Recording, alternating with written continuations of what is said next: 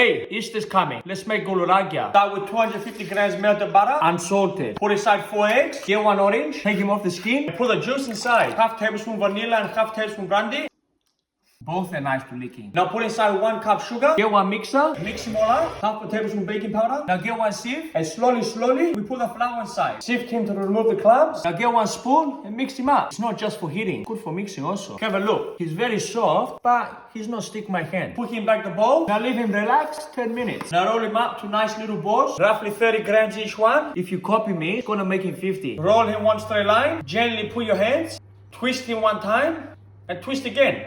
Put the tray and keep going. Whisk him up 1 egg, turn the top for some nice color. We do our cross. Now put it in the oven, 180 degrees Celsius. 20 minutes, they're golden brown. Leave them cool down a little bit. Make you 1 Greek coffee. Pick her up, take a look inside.